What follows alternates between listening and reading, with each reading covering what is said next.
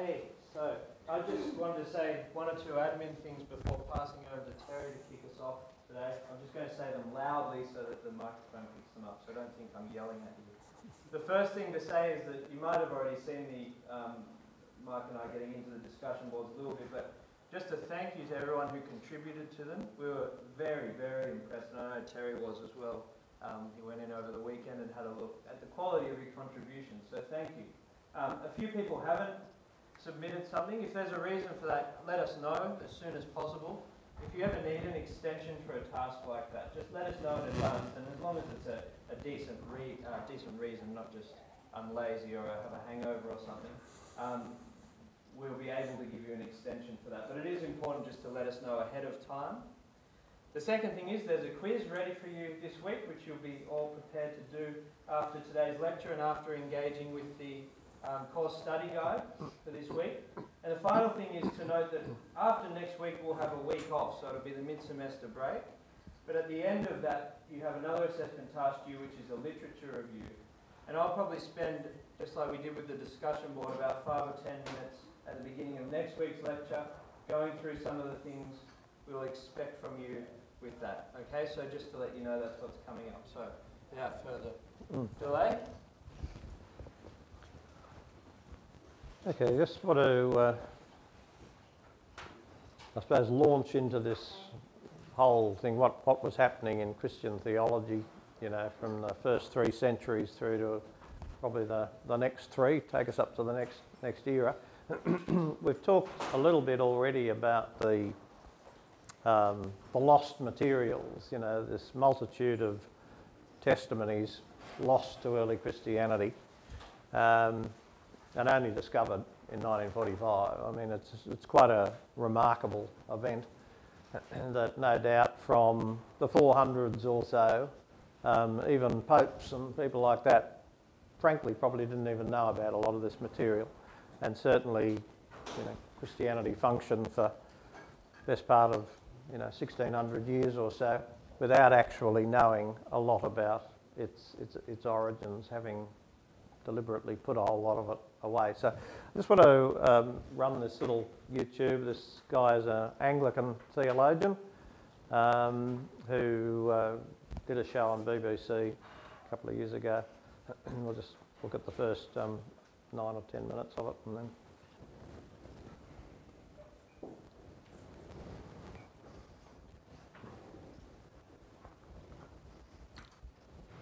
So, as he says, the journey begins in Egypt, and in one sense, of course, it ends in Egypt. Strange place in some ways for the lost testimonies to be found. Egypt, we'd think these days, because I mean, what of Christianity has survived in Egypt? A very, very small version. We only hear about it these days when occasionally, a church gets attacked by the Islamists or whatever. And yet, this is the lost story of Christianity. The Arabic church, and in particular the Egyptian church. So what are the Apocrypha? Well, depends on who's counting a bit, but at least 52 testimonies. Some of them are sort of combined. Rejected, I put in inverted commas, the rejection started in and around Nicaea when certain of these texts had been used by so-called heretics, and Nicaea was all about condemning heresies, but as he says in there, finally condemned effectively by the Patriarch Athanasius in somewhere between 365 and 367. As he also said, they included some of the very, very earliest testimonies. And so you've got to ask the question, why would any movement, any fledgling movement, destroy its own earliest records?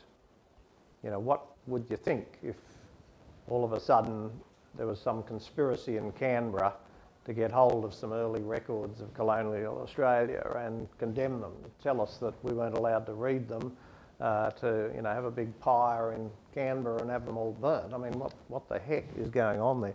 These should have been among the most precious artefacts of Christianity, and yet they were set upon to the point that somebody, in order to preserve them, actually buried them and died next to them to protect them.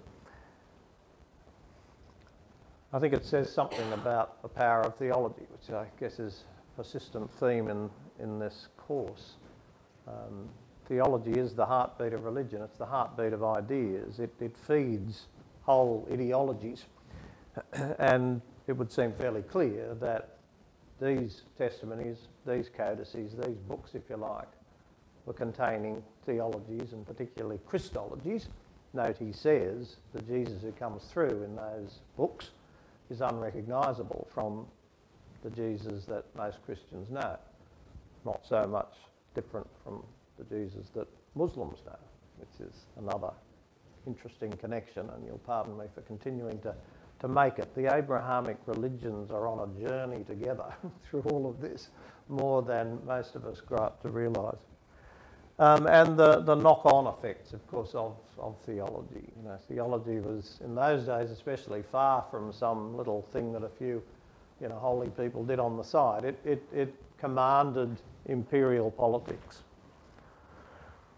So Ehrman tells us the victors in the struggles to establish Christian orthodoxy not only won their theological battles, they actually also rewrote the history of the conflict. So later readers naturally assume the victorious views had been embraced by the vast majority of Christianity from the very beginning. Well, that's what most of us grow up to believe. I mean, in fact, we don't even get given the alternative.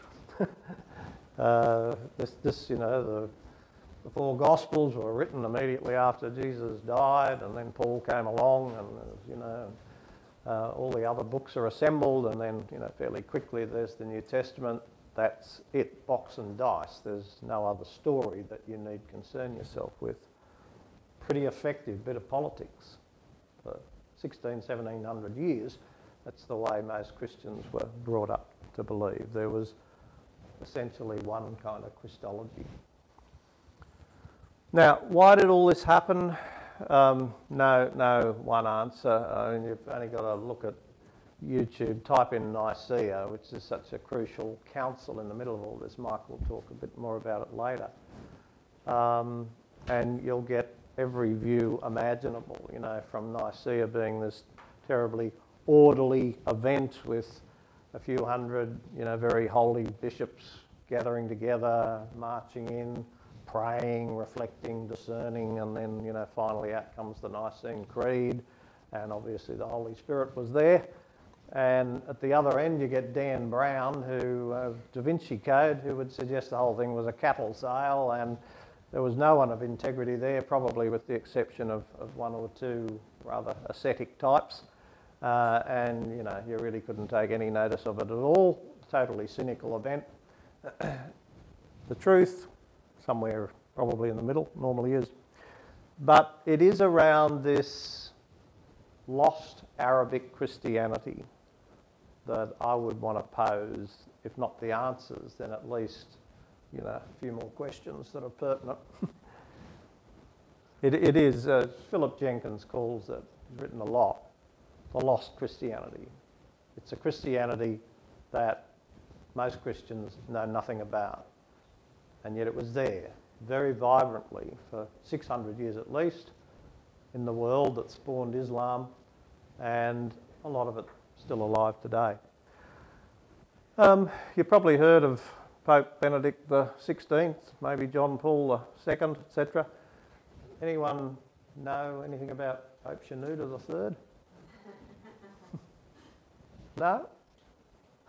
When do you reckon he might have lived? Any idea? Anyone know their papal history? No? Does it say here he died March 17th? Yeah. Oh, you're not allowed to do that. Spoil sport. He did. He died a couple of weeks ago. Less than a couple of weeks ago. And there he is. Before he died, I think. He's the Pope of the Coptic Orthodox Egyptian Church, basically the heart of Egyptian Christianity. broke away from the main church in the 450s or so, and has functioned as a totally separate church from all of the others in a sense. It was one of the first Eastern churches to split, 600 years or so before the great split between East and West. And as I say, it's interesting because Egypt, we think Islam, just an absolutely dominant Islamic society. And yet, for those first 300 years, this was the place where it was really all at. So along with burying the Apocrypha, we actually buried the original Christianity. What we know about this part of the world is that from the early hundreds, and that is early, if Jesus died in around about 26 or so, then we're looking at the first few decades of the church. There wasn't much Christianity prior to this time, you'd have to say. I mean, Acts of the Apostles probably makes it sound like there was, but Christianity, from all accounts, was a pretty nothing of a movement, actually, in a nothing of a broader religion, Judaism, and only started to spread in very spasmodic kind of form. And yet, in the very place, and sorry to make the connection again, where Islam will, centre its spirituality a few hundred years on, we know that there were quite strong Christian communities as early as the early hundreds. From about 150 of the Christian era, we actually have a church in Alexandria. The guy in the movie made reference to Alexandria as being a very important site for Christianity. And it would quickly become the most important site. The bishop, we're told, was Mark, and some people make connections with the guy who wrote one of the Gospels. Maybe at least it was a Markan kind of a community. And we know about this through Eusebius, the historian. It's a pretty, relative to most of the historical verification that's available to us, this is pretty strong. By the 200s, we've got the beginnings of Christian monasticism. And again, it's all in the Arabic world. It's not happening in what we think of as Christianity at that time, in and around Rome or wherever. It's a very different sort of Christianity that's, kind of making its way up that way. But the beginnings of Christian monasticism, the monks of the desert, these first, really, really holy Christians, were all Arabs, and indeed most of them Egyptians. St. Anthony, who's referred to as the monk of monks, the abbot of abbots, the founder of the whole Christian monastic thing in a sense. St. Packham, St. Macarius, they're all Egyptian. By the 300s, the Patriarch of Alexander, happens by then to be a guy called Alexander, is without doubt one of the most powerful bishops in all of Christianity, quite likely the most powerful. Certainly more powerful in a real sense, it seems, than the Bishop of Rome. And in 325, Alexander attends this Council of Nicaea that we'll look at in more detail later. Again, Turkey, Arabic. It's all happening in the Arabic world. And his secretary is a very young priest, also Egyptian, called Athanasius. Now, it will turn out that Nicaea will be the making of this young cove, Athanasius.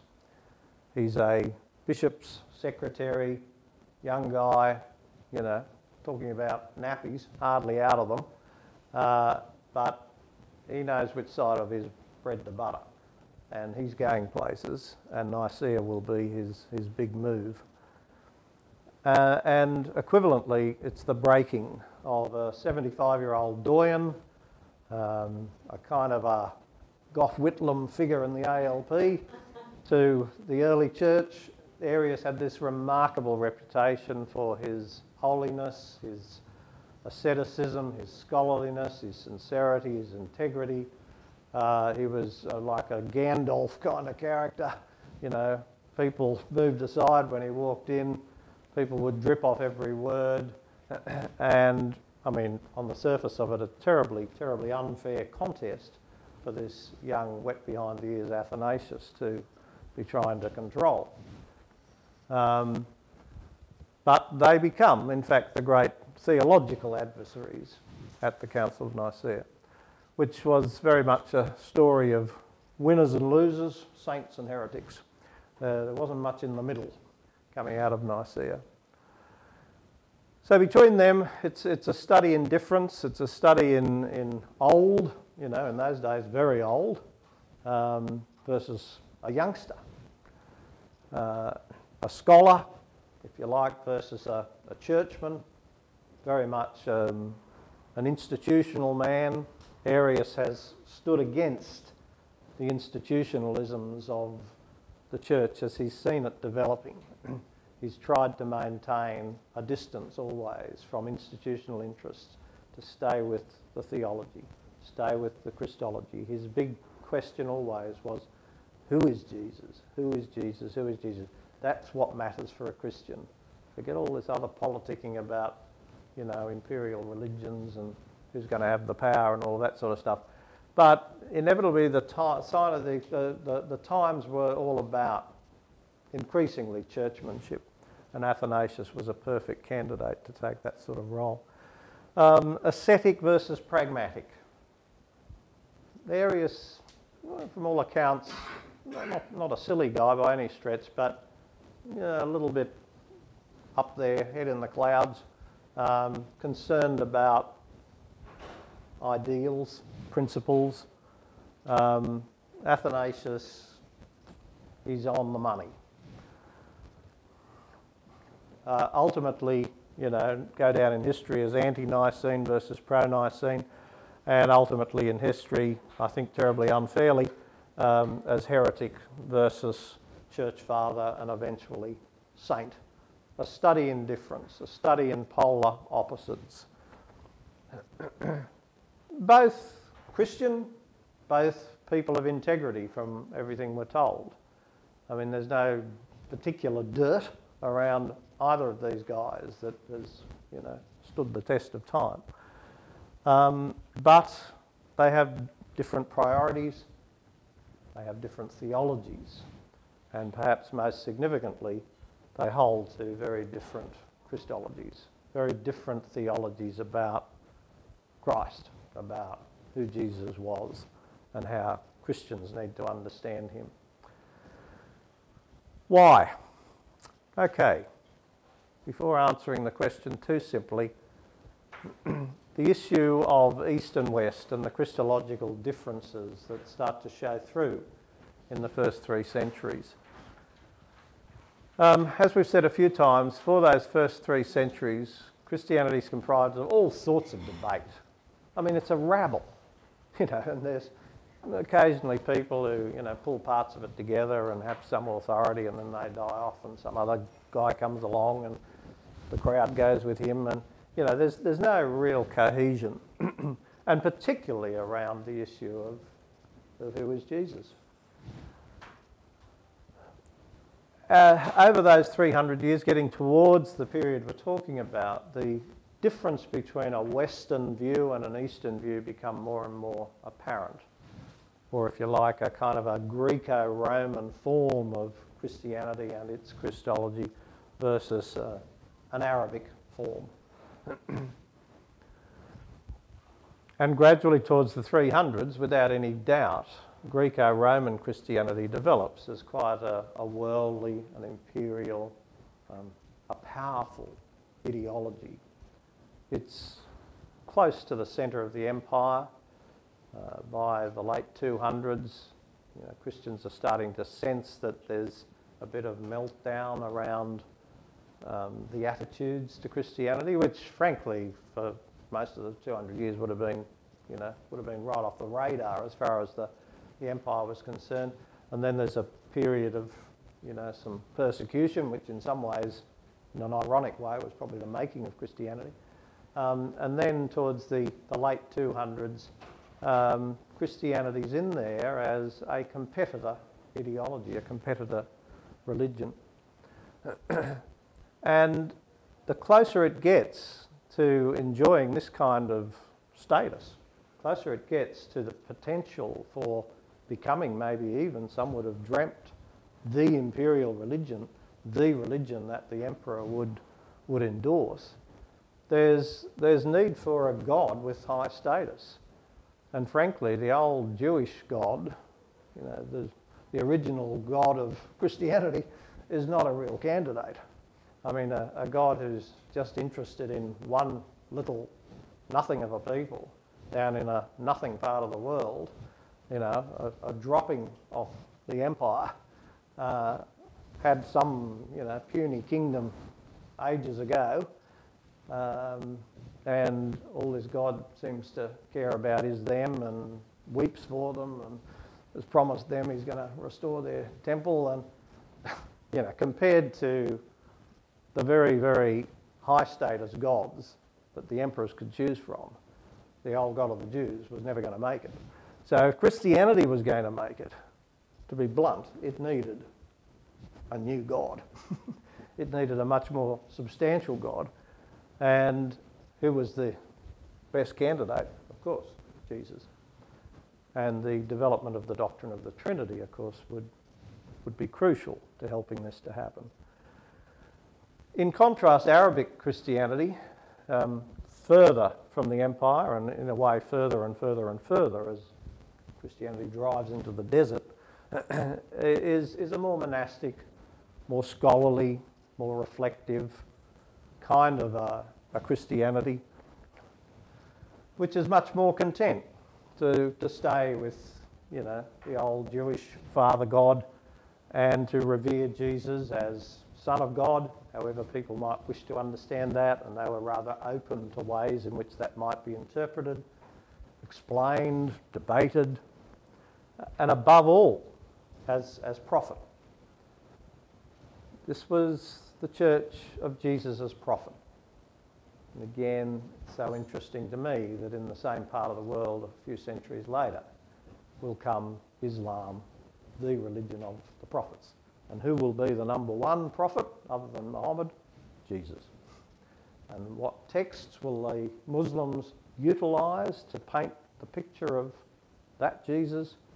A lot of these lost texts Christianity by that stage knows nothing about.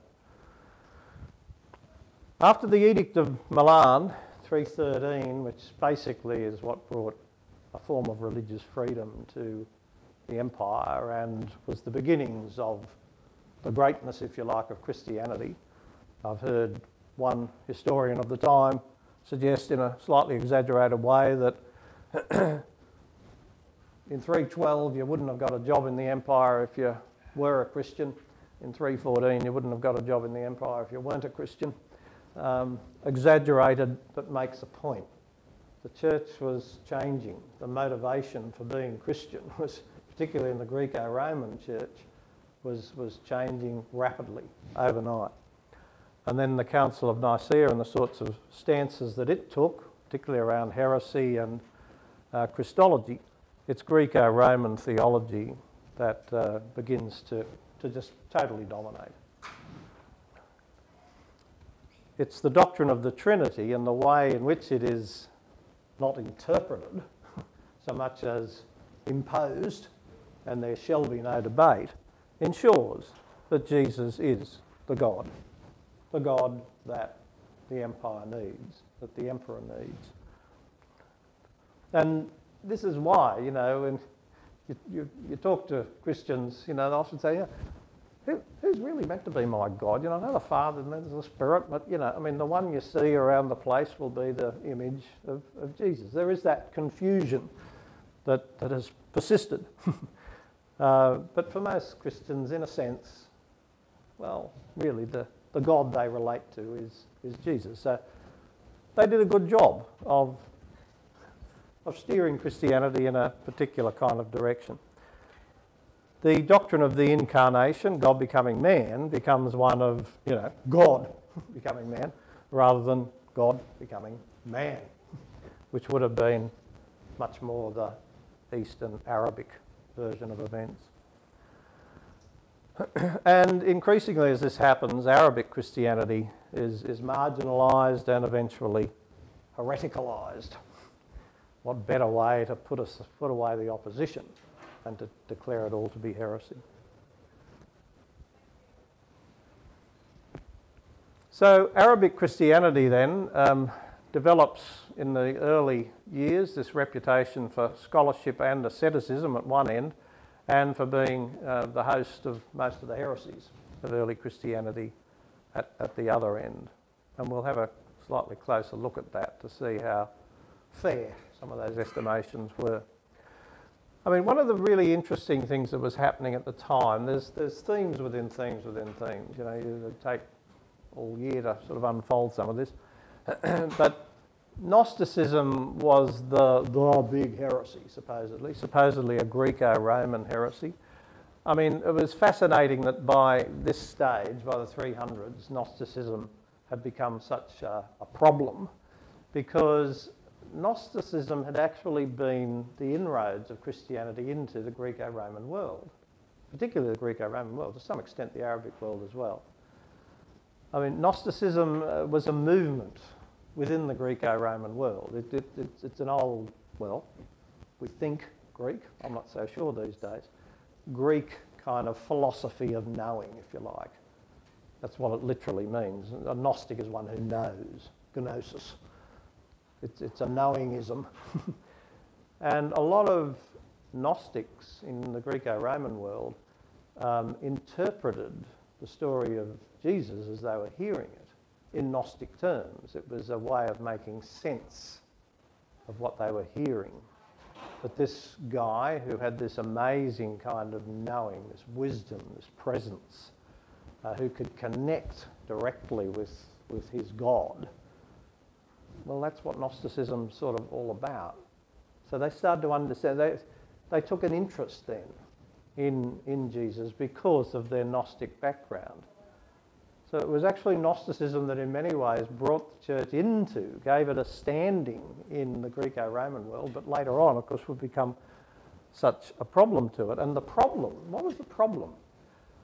It's sort of hard to get to in some ways, but it seemed as though the more Christian Gnostics sort of clashed with authority figures, the more Gnosticism kind of got a bad name with the establishment.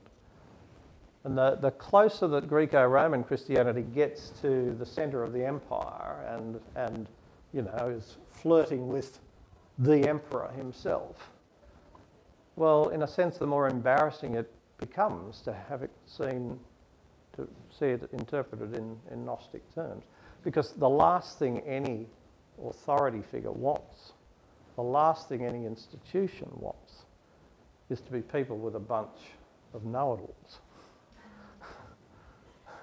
People who say, oh, but I follow Jesus the Gnostic. You know, I know. No, you can't tell me anything. No, I'm not going to church on Sunday and I'm going to do this and I'm going to do that.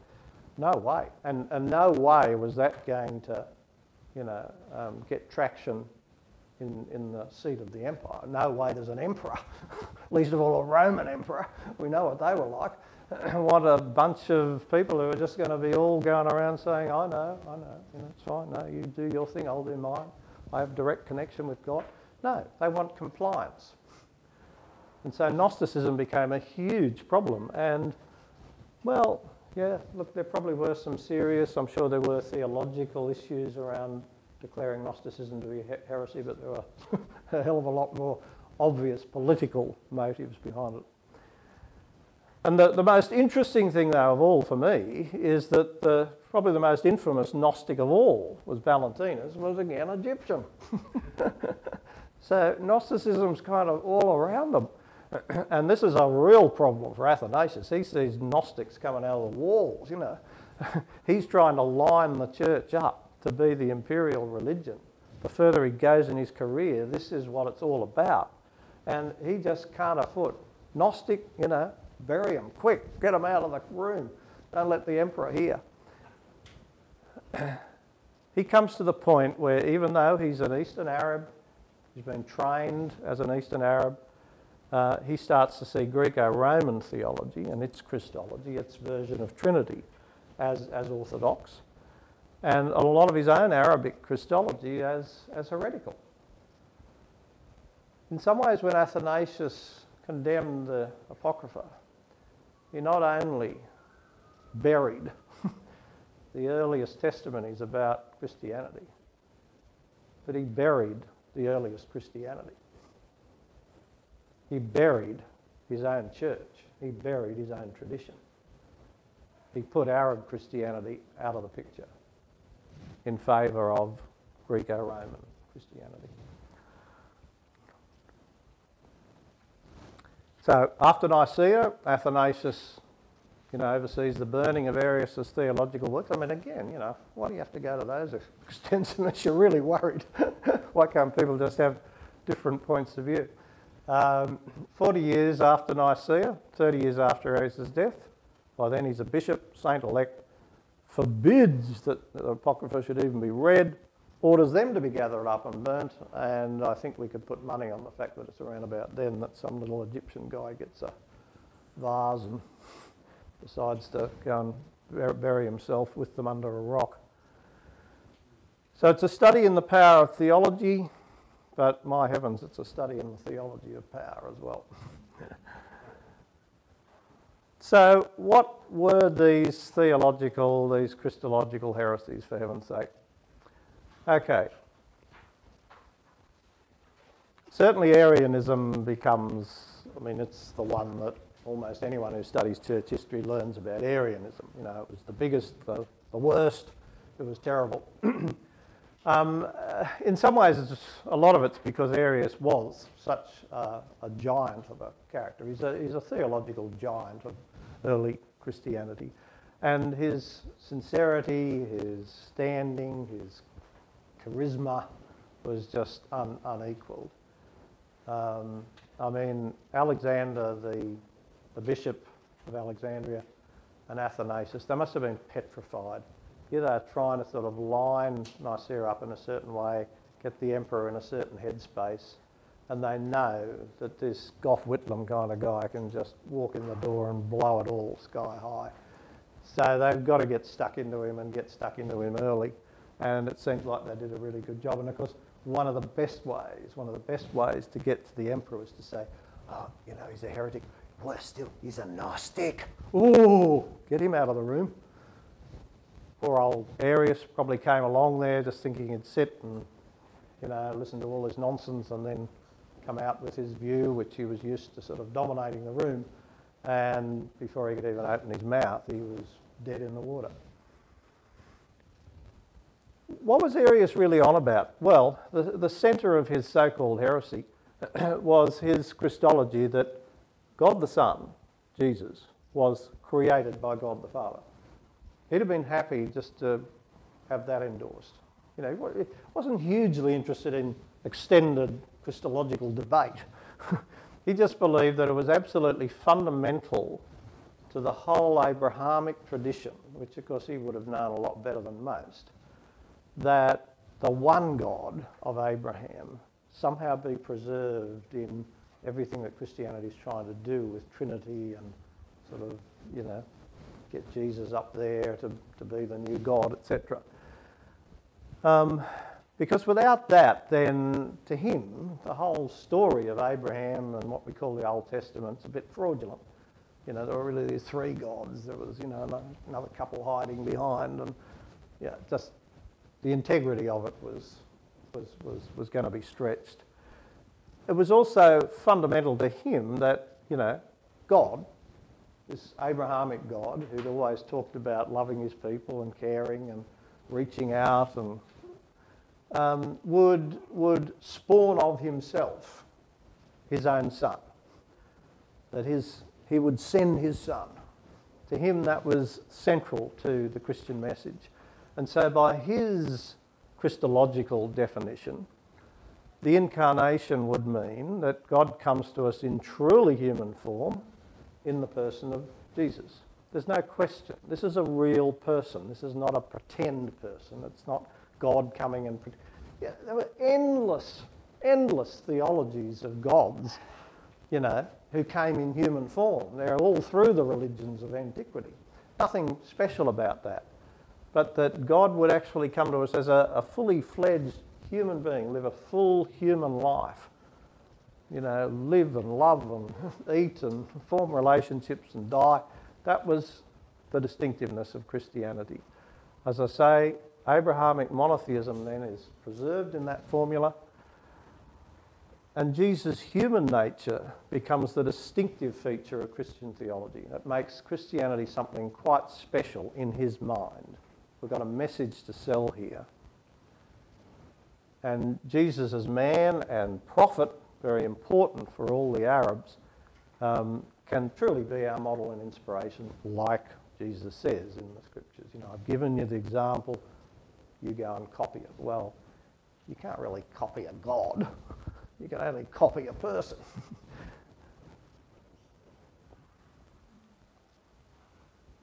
It's rejected by Nicaea. He's declared heretic, condemned, you know, burnt by Athanasius. But Arianism lives on in Arabic Christianity. There's no way in the world that the heavy-handedness that was meted out there convinces these people who consider themselves to be much more intellectually superior, better scholars, better versed in monastic disciplines, etc., etc. You know, to be told by these Greeks and these Romans, these politicians, and as for Athanasius, well, he's just gone over to the other side, forget him. So you get this real counterculture that develops in the Arabic world, and particularly in the Egyptian world. And Arianism starts to take different forms over time. It sort of reacts, if you like, to the heavy-handedness. And Nestorianism, a century or so later, where Jesus and the Son of God are totally separated. It's an extreme form of Arianism. It's something that Arius himself probably wouldn't have been very happy with. That's condemned by the Council of Ephesus that began in that year. And then Eutychianism says that Jesus' humanity was consumed by his divinity on his death. It's another way of trying to get to the basic Arian definition, but probably Arius himself again, I believe, would have thought this was going a little bit too far. That was condemned by the Council of Chalcedon in 451, and it was at that point that Pope Shenouda's church broke away and said, enough is enough. Enough is enough with all this political nonsense. Are we Christians? Are we doing theology here, or are we just policy making for the empire? And they decided we're breaking away so we can maintain our own integrity. And this was one of the first of the Eastern churches to break away. The characteristic of Eastern Christianity broadly still being to this day. So as an Eastern Orthodox person here to describe it. Much more free and easy with doctrinal definitions, much less legalistic, much more focused in their mind on Jesus as man, as prophet.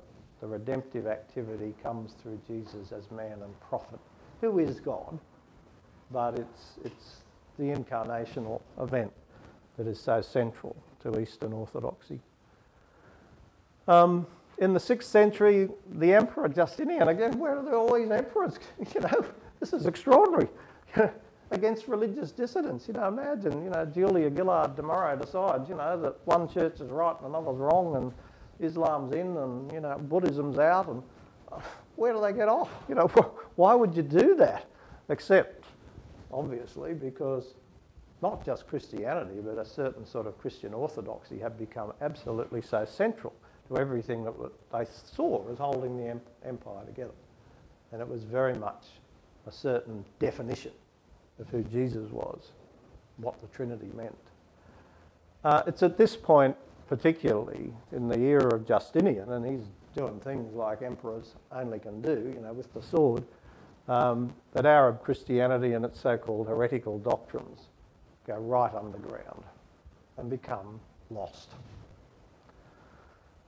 And so Philip Jenkins says the various lost or forgotten Christianities were remembered, if at all, as heretical byways of the faith, rather than central to its development. Our common mental maps of Christian history amid 1,000 years of that story. The importance of Nag Hammadi in helping to open a lot of this up. And again, I'll just say the obvious. It's in this buried Christianity that we find the origins of Islam. The deep Arabic origins, possibly of the whole Abrahamic story, as I've suggested, certainly of the origins of Christianity, and quite clearly the origins of Islam. The Abrahamic religions are inextricably woven through time. Now, just one final piece on Nicene orthodoxy. What was considered to be, the stamp of approval of Nicaea. Heresy, particularly in the form of Gnosticism, was supposedly condemned. But what of paganism? And this was one of Arius' main concerns. What Arius seemed to be able to see was that as particularly the Greco-Roman side of Christianity started shaping Jesus up in a particular form, wanting to make him look like a real god, as the emperors and the establishment would have understood it, was that they were slipping into making a whole lot of parallels with what he would have called pagan gods, the sorts of gods that emperors worshipped, and that somehow Jesus was going to have to knock off their perch if Christianity was going to become the imperial religion. And so at Nicaea, the Trinity's endorsed. Jesus is God, no question. He's even given a very godly birthday, 25th of December. No mention of that before Nicaea. Now, interesting that Sol Invictus, the invincible sun god, the official god of the Roman emperors for at least a century to this point in time, certainly the god that Constantine, the emperor at Nicaea, would have cut his teeth on. He, like a lot of other gods, has a birth date on the solstice of 25th of December. 25th of December is sort of a bit like our 23rd of June or 25th of June, whichever you like, when the days start to expand out a bit. And so new light comes into the world, and you translate the old primal beliefs onto that. It's God again smiling on the world, it's God shedding his light on the world, etc. We come out of the darkness into the light. Perfect day for a god's birthday. And Sol Oriens, the Oriental sun god and a very ancient Arabic god, also had his birth date on solstice. These are, I put question marks there because there is some scholarly contention around this more than this one, but certainly 2 or 3 years ago, the cult of Sol Oriens, and possibly Sol Oriens being more instrumental in Nicaea's decision than even Sol Invictus, was very much around. And Mithraism being the main competitor religion to Christianity. Mithras was the big god, an ancient Persian god who'd come to dominate much of the Arabic world and moving fast into the Greco-Roman world, and of course had the status of being a Persian god that Christianity really didn't have unless it could, present Jesus as somehow the equivalent, the real God. Certainly, a Persian god versus a Jewish god, it wasn't a fair contest. Vermasserin reminds us, one should bear in mind that the Mithraic New Year began on Natalis Invicti, the birthday of their invincible god. Guess what? When the new light appears from the vault of heaven. So Arius is concerned that what he would have saw as the over-divinising of Jesus for political purposes was actually going to sink the church in at least a measure of what he would have described as paganism. And so, out of Nicaea, who were the winners, who were the losers, I guess is the big question. I'm just going to show a little clip, one of, again, countless that you could find on YouTube about Nicaea, and then Mike will take over. Okay. Thanks, Terry, and I wished I could have concentrated more on just those little questions that you were flying at, Terry. Gnosticism has been something close to my heart because I think it's alive and well in Christianity today. Yeah, well, my next question was actually going to be, we'll take the pressure off religion and philosophy and theology for a moment. Politically, if you had a chance, if you were king, queen, emperor, president, secretary general of the United Nations, what system of government would you want to foist on the world? And it's been tried, hasn't it? Oh, sorry, benevolent. Our Italian friends would always say that, even a Mussolini or Berlusconi. The saddest group actually is the Americans.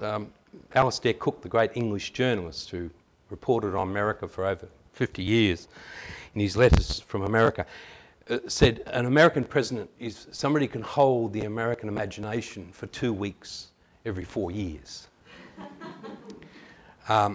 Quite telling. Queensland, to our friends online up there in Queensland, on Saturday you voted for what you've now got, a one-party state. No upper house in Queensland. The Labor government abolished that. And the same year they got rid of capital punishment, 1922. So you've got a one-party state up there in Queensland. It will be interesting times. Russia, there's an interesting place. Russia has always needed a Tsar, or after the October Revolution they got commissars, and now they've got a combination of both, Vladimir Putin, who just runs it, and the mafia, to all intents and purposes, quite efficiently. But I do go back to that, and I try not to jump in and attack our fascist friends, or I do love that benevolent dictator. But yeah, what's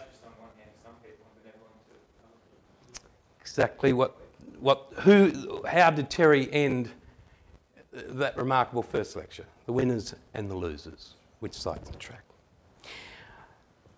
My slant, and the joy of following Terry, is I love politics and I love theology.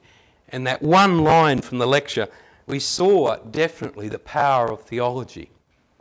But for a moment I want to concentrate on the theology of power. And whatever political system you yourself would like. Constantine, I enjoyed his history the more and more I read. And in the context of the Council of Nicaea, he came up with a political answer to religious nonsense. But he himself could not but be affected by. He himself, there's enough little fingerprints of history that he himself had a religious experience. Now, if it was only to send his famous mother, Helena, off to the, not as known as the Holy Land, to find things like the wood of the real cross and the site of the Nativity. I suppose that's what you do with your mother after the emperor had died. One interesting thing for us of an English Celtic background is actually our dear friend was acclaimed emperor by his father's soldiers after the father died in 306. It's very early in this 4th century. As a young man, would you believe in that's the Irish, in York, in England. So you couldn't have got much further away. It reminded me of that famous Russell Crowe movie, Gladiator, where again they're up there fighting the Germans. And those battles, famous scenes, those opening 15 minutes of Roman battle scenes, horrendous. But a similar situation, as far away from the politics of Rome, the politics of Alexandria and Egypt, and the politics of the East, you could not be in the known world. York in England. So no wonder it actually took him 6 years to gather the forces, and this was how politics was done. Those of us who have studied a bit of Greek and Roman history, our ancient history from school days or in early undergraduate work, all people who claimed to be an emperor, the sheer weight of getting to Rome and surviving. Think of that great series, I, Claudius. To get to Rome, into a position to have an army to march on, who, well, you name it, keep it in the family, his brother-in-law. Because at that stage, between 306 and 312, there were actually about 4 people sharing the emperorship. But the remarkable thing happened, and it was the beauty of history and drama, is that we have this famous story that just as Constantine was waiting to march on Rome, he had the numbers, he knew that there was a bridge to be crossed, and he knew he could do it. But the beauty was, in the way the story has been developed, is, and Terry touched on an interesting way, their great belief was the sun god. That's why I think our Roman had such great difficulty with the book of Genesis, with the Jewish God making night from day. That wouldn't have gone well with these people who saw the sun as that remarkable energy. And it was true too, the old story. If you look on that sun, it will be the last thing you see. They used to try that out on their slaves. The interesting side of light was that he saw a sign. But really what it would have been like, would have been he was toying with the idea, I take Rome, but what am I really going to take on? What was the religious, theological, political issues of that day? And that's my Freudian, Jungian understanding of this experience, that Constantine claims that he looked up into the sun, dangerous thing to do, and he probably got those little dots in his eyes, and the famous Cairo, this famous image now you'll see in many churches. The first 3 letters of the Greek the Greek for Christ. The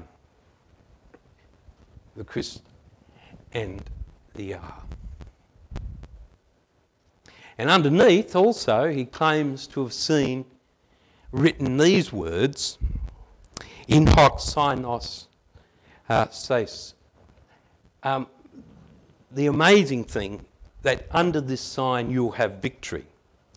All good PR, but interestingly enough, it got him to Rome, it got him securely there, and then came that moment where, as Terry said again, 311, if you're a Christian, no chance of employment. After 312, 313, 314, it became very quickly the state religion. And of course, people join the party where they can get promotion and a bit of tax avoidance. And that was from those times, from the Edict of Milan, we had this remarkable thing where Christianity was accepted. Constantine in the west, with Licinius as co-emperor in the east. So he still had a rival. There was still the east-west schism, still at the heart of the empire. What came of that was, however Constantine claimed Christianity had assisted him, he was still a political operatic who decided that they could tolerate all religions, particularly in relationship to the East. The tragedy, though, is Licinius himself was, from all accounts, more than ambivalent towards Christianity. He saw it as a cause of dissension and very quickly started persecuting Christians again in the East. But in the year, so it took some time, but he must have been a remarkable man. I apologise how I typed that. Licinius defeated Constantine. No, he's defeated, and then Constantine became sole emperor. The bewitchment of language. Now imagine if that had been on a bit of a parchment. Words are bullets, or in this case, spears. So again, that time frame is of interest to me as a study of political and church history. Things do take time to settle down.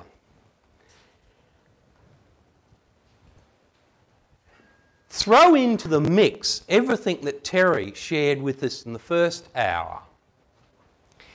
You had between that 312 and 324 real tensions developing and allowing controversy to reign would have really caused concerns for Constantine as sole emperor.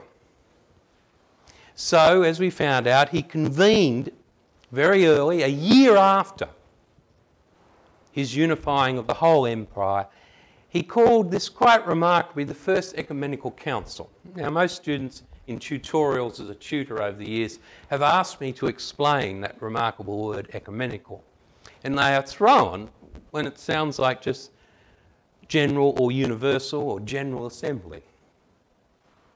But it was a brave move to call together groups of people, but a lot of politicians over the years have called constitutional conventions, think tanks. They want the wise to have some say in what's dedicating or dictating to the populace and to their empire. In this, an interesting fact is that we know that Constantine converted to Christianity, but I find this theologically an interesting side, but not baptised until his deathbed. Now that's been a historical state of affairs for some interesting people in history. But I like to share it that in his theological heart, in our theological heart, he wasn't quite sure what he was saying yes to. But I often say, what did he know? Well, a lot of people who have to deal in politics always calls it the art of the impossible. He had to hold an empire together. He had to respect the knowledge and the scholarship that was present in his time. In the Council of Nicaea, I advanced this argument to Terry. We should do it as a debate next year. I actually say that by being geographically held there in basically the centre of the empire in Turkey was a remarkable outreach to the Eastern Church. And the interesting thing is, we heard in the documentary, there was somewhere, 250 bishops. Certain numbers gets exaggerated over the time. Though this is the telling point. The majority of the bishops were from the eastern part of the empire. Geographically, they could get the train there. But the interesting side for me wasn't that the east had the majority and from the southern part of the empire, but where is the Bishop of Rome? Pope Sylvester I, who reigned remarkably long, almost equivalent to recent papacies in the Roman Church. 314 to 335, he didn't even attend. Now, could you imagine if they called Vatican III or a Lambeth Conference and the Archbishop of Canterbury just didn't show up? Or Vatican III and Pope Benedict didn't turn up. I wonder where I'll have it next. Nicaea would probably be a good place to have another conference. Here's one, you heard it first here. Didn't attend, and only a small other number of bishops and scholars from the West. Probably weren't too many scholars from the West. Probably all stayed in York. No. So what did Nicaea do? We've read that it condemned Arius and his teachings, and Terry stressed this burning of books. Always sends a shiver up my spine, because you know that old saying, don't you? As soon as you start burning books, you pretty soon start burning people. And church history and political history backs us up, even in our own tragic 20th century. The term I use is, it's another area, because I was supposed used to catechesis or religious education with year 9 boys, where they'll actually say to me, we like the Jesus guy, mate, he's very cool, but don't give us that stuff about him being a god. Or they say, wasn't he more like a Superman? But the Council of Nicaea theologically, and this is the interesting side, for me, came out that God was not subordinate to the Father. You'll read in your readings subordinationism. It defended Jesus' divine status not just in scriptural terminology, but through the use of Greek language and philosophy. That's the good story. My concerns, of course, is when they develop their Greek philosophy using words such as homoousios there, one in substance or one in being with the Father. Even the Roman Catholic Asian Bishops' Conference has troubles when they have to read Greek philosophy like this. The last Asian Bishops' Conference of the Catholic Church actually had serious questions about the use of any Greek metaphysics. Stay tuned. The words they use, God from God, light from light, true God from true God, begotten, not made, are quite beautiful in a metaphysical understanding, with a true understanding of Greek philosophy. Even, I think, that lovely respect for the sun God, light from light, true God from true God, begotten, not made. Being dyslexic, as a little boy, I used to hear that word begotten, and I thought he was forgotten. And being the youngest of the family, I knew what it was to be forgotten in the back seat of the car, coming home from church on a Sunday. Yeah, annual. There was a collective unconscious begottenness here. Strange words to our ears, but here's the interesting side. It was an attempt to use and abuse, but to translate the Christian message from the East into the language and culture of the people to whom it was being addressed. Still partly the good news.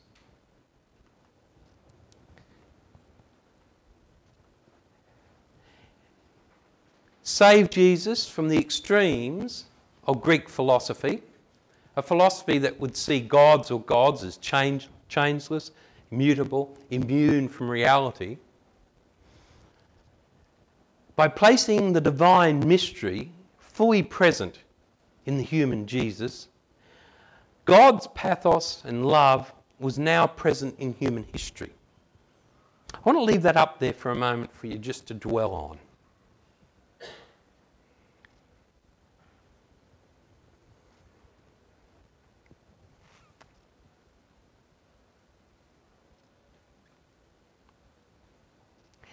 There's a little spot there which is vacant. And in other classes, depending on the structure of the course, I put in Jesus was freed from the extremes of the European Enlightenment. what was the major insight theologically from the Enlightenment was that God, if there is this power, this other, is the clockmaker.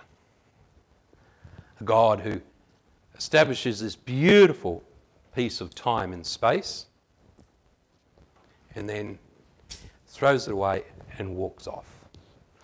Bertrand Russell confirmed it as much when they asked him to explain where he stood within the Enlightenment's deconstruction of religious belief.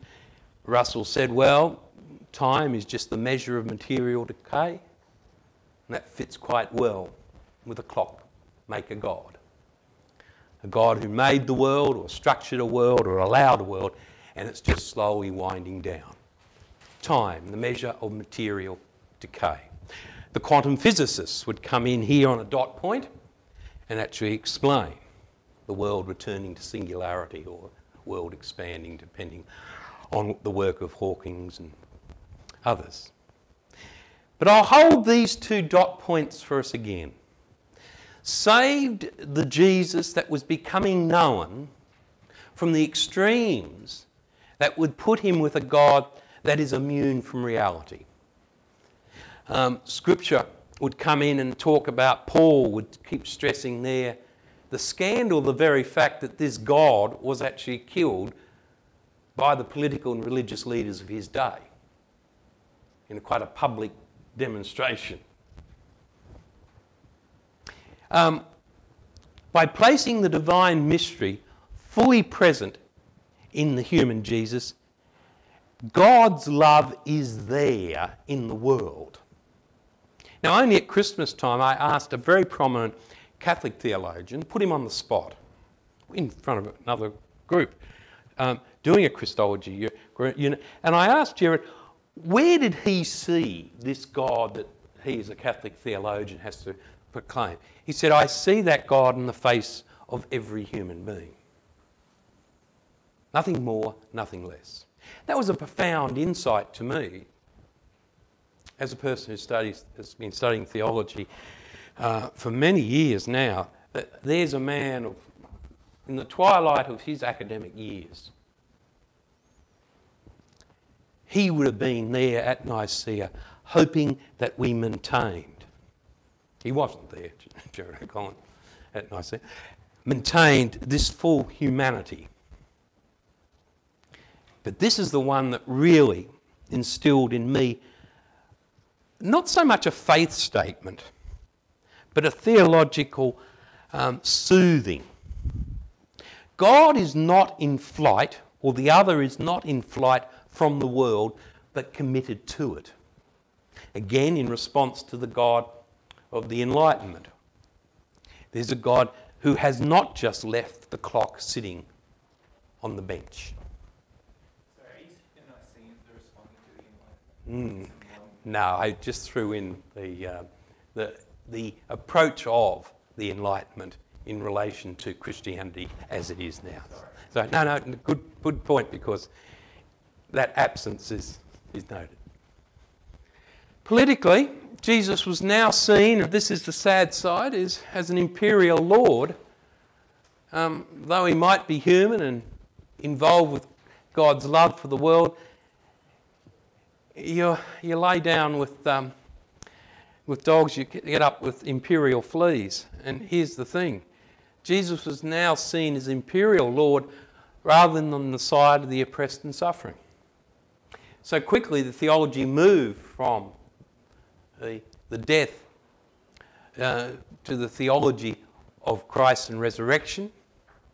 He also was seen as a symbol of the new unity of the church and state and empire.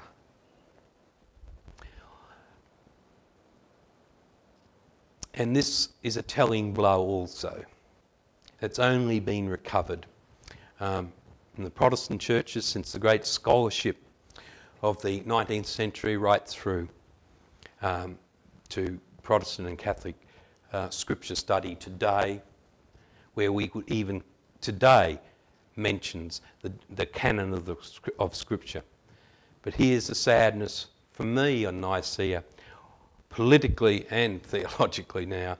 Christian theology was now dependent on Greek philosophy and Roman law rather than the Jewish and Christian scriptures. Fair call? Some would challenge it, but history is somewhat on my side. There has been something missing. What did it fail to say? Well, it left us wondering that Jesus is both divine and human. How are these two realities united in one personhood? These are the real questions that from Nicaea and the Enlightenment would want to know, with the benefit of modern psychology. One of the earliest fathers of the church, Athanasius, who we've mentioned so much, he really developed Nicaea's theology as a young man, basically there as a young scribe, like a young Joseph Ratzinger at Vatican II. He developed on and could see, I'm sure, the other theological problems that were going to be presented. And of course, Athanasius, precursor with Chalcedon, unless Jesus was both truly human and truly divine, then the purpose of the incarnation, the divinization of humanity, could not be achieved. Some interesting words there. The incarnation within Christian theology is the reality of God becoming man. This full divinization of humanity, we being saved in Christ, could not be achieved.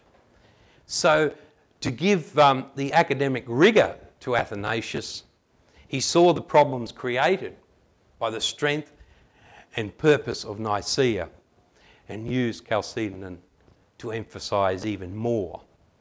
This was developed further, and Jesus had two natures, divine and human.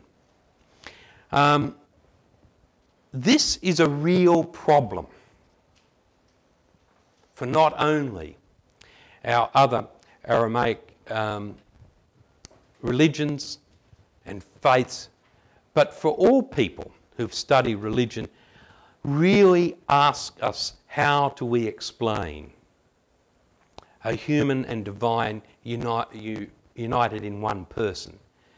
Very difficult, and it was difficult for them. Look at those years again. From the Council of Nicaea to the Councils of Constantinople, 53, and then another century. Informed by adding that Jesus possessed two fully functioning wills, one divine and one human. That's basically all they could add. But the church fathers of the time was always interested in how you could develop that understanding of the incarnation. And going back to Athanasius, for the Son of God became human so that we might become gods. A powerful statement, a challenging statement. I've met people who say, I could never see myself as a god. So poor old Athanasius, I should say, as a Freudian slip, Athanasius, he himself would be struggling in a pastoral sense.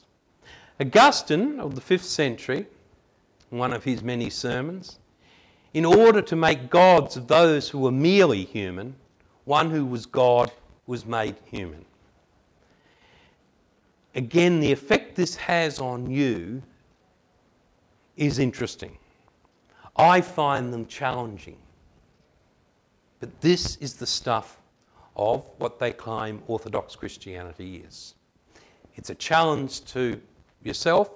It's a challenge to those down to nearly 2,000 years of history. My greatest love, of course, over the years has been that Augustine, along with a list of church fathers, starting with Clement, who I think his first job was to go to Dan's favourite place from the New Testament. Clement's first job as Pope was to go and fix up the church in Corinth. Dan's always worried what was happening in Corinth. They claimed to be the third, I think, second, third Pope. Developed the theology of Jesus' divinity and humanity in a significant direction. Over time, the church itself was to be seen as the city of God, a fortress against the outside world. But there was trouble ahead. If any one religion in human anthropology was claiming such big claims, they were certainly going to need a fortress or political empire to support it, which eventually that fortress or city of God eventually became what we came to be known as the Holy Roman Empire, the foundation of modern Europe. It's that current. It's that confronting. To finish on a more poetic note, and it is where the poets and the writers of Scripture have it all over us. Last week I mentioned a man who actually gave the Greek language and therefore Greek philosophy the word logos, Heraclitus. Pre-Socrates, and that's significant in itself for those of us interested in philosophy. But Heraclitus was remarkable in a sense that, just I was saying to Dan on the way up here in the car, things you talk about on the F3, that at the same time that Heraclitus was writing, Taoism was being developed in China. And Heraclitus' great insight was that life is in flux, in tension. There is a tension between our human capacity and our divine, whatever that is, or whatever our human is. There's always that political tension. What's good for the people, what's benevolent for the people, and what has to be dictated to the people. Heraclitus saw it all, that life is life in tension. It's made simple, yin and yang. When you're cold, you must search for cool. When you're angry, you must search for calmness.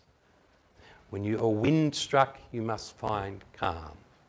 When you're becalmed, you must find oars. A remarkable Catholic priest poet from the 19th century, a sickly, sad man in himself, but one of those beautiful poets. And he's quite often the titles of his poems are almost longer than his poems.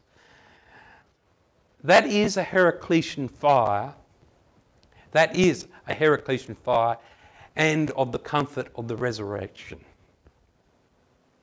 And we could spend another half an hour just explaining that title. But I finish with these words of faith, poetry, and theology.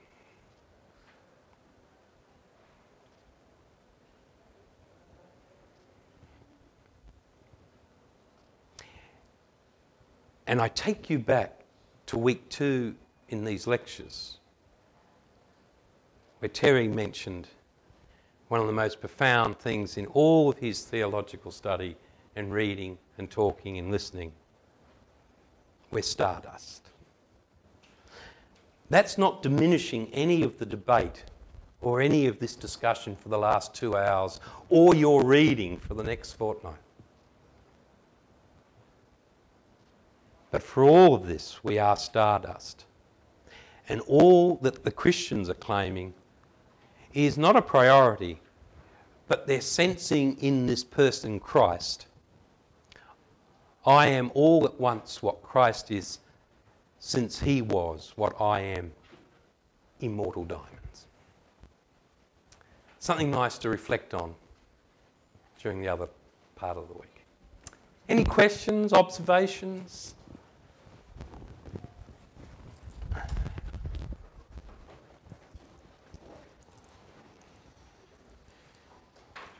stunned.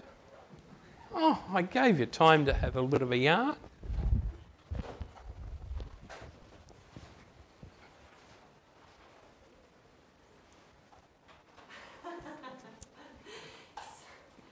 So, just going back to the slide before this one, the Augustine and the Church Fathers, is this still what the Church accepts now as I love it. sort of orthodox? Lovely question. Lovely question.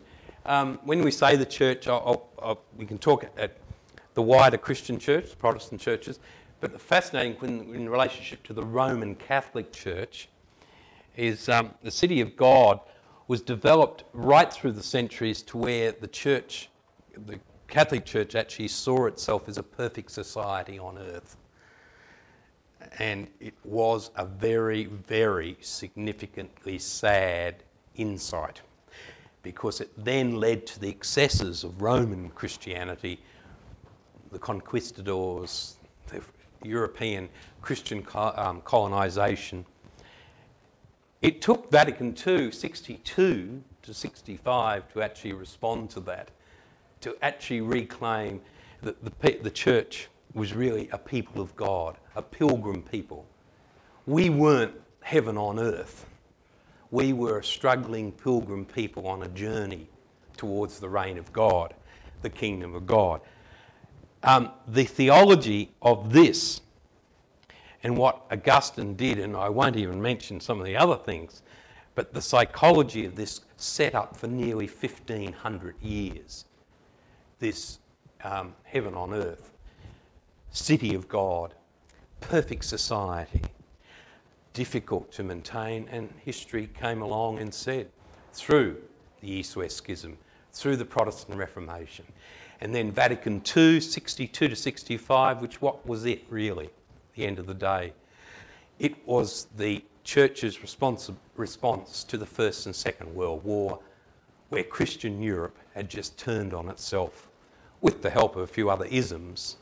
But basically, the First World War and the Second World War were Christian Europe basically killing itself. And you had remarkable people who were readers of from Clement, saying, what did Clement say to the church in Corinth? He was saying, we had to say something. And I love that they went from the city of God to seeing themselves as a pilgrim people, a journey.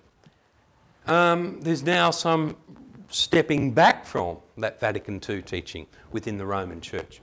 But again, with our Protestant friends and that, the church will develop, and I'm sure will survive through. So that, you see why I was overjoyed with your question. Is that still the current thinking? Wow. In some quarters. Is that okay? Mm. Sorry, do you ever address in this course or any course the necessity of Jesus being both fully man and fully God in terms of theologically? Yeah. The importance, when a Christology unit that we do starts again with the scripture of looking at that tension between the very human, the historical Jesus, and the Christ of faith. And there's an innate tension there. The historical Jesus, as presented to us by the Gospels, and the Christ of faith. Though, again, the tension there, Heraclitus would love this, always errs on the side that the Christ of faith was the resurrected Christ for Christians. And the Gospels were written through that filter also as post-resurrection documents. I'll repeat that. The Gospels, even though they were explaining the story of this remarkable healer and teacher, still was written from the perspective of a post-resurrection. They had faith, a communal faith in that resurrection, and there's the key too. If this was a purely Christology course, we would then fly off and look at the different Christs. And I think we might be able to do that in one of the last weeks where we look at Christ as the liberator in say, South American theology. Yes, I'm thinking more about ideas of justice, though. Yep. Being fully just, and things like Proverbs, the idea of one man may be good enough to save one other man, but never enough to save everybody. Wow. That sort of thing. Is that what you're getting in the later lecture as well? I'll have to. That's a big question in an area of theology. Then breaks. Am I right in saying this, Terry? Theology can be broken down into its smaller parts of Christology, ecclesiology, the study of the church, soteriology, the study of what is salvation. Do we need to be saved, or saved from what? These are the big questions.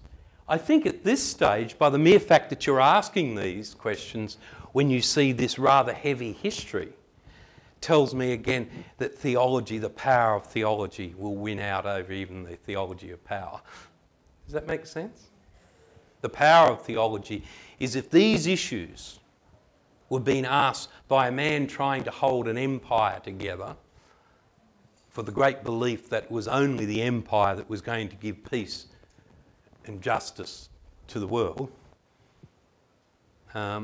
it should be the same issues playing on our minds, whether we're Barack Obama or Vladimir Putin. Just in terms of put against the notion of Jesus of history versus Christ of faith, which was a big 19th century Protestant essentially quest to try and unpick testimony to get back to find out who the heck Jesus really was. The project fell over at a certain point. The scholars concluded they could not get past the canonical, which had been written with the gloss that I was talking about. And of course that was pre-Nagamati.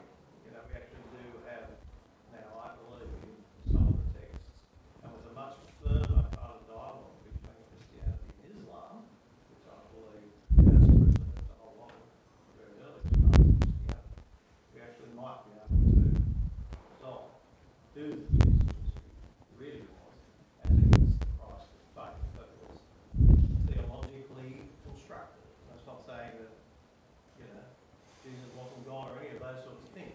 It's just saying that the Christ of faith that has led the empire for 1600 years or so was a theological construction some many years after the event of life of whoever Jesus was. So, they're exciting times. There is potential. I think you learned here, maybe when I told about my old professor who said, when the church is 10,000 years old, the first 2,000 years ago, like the church is nappies.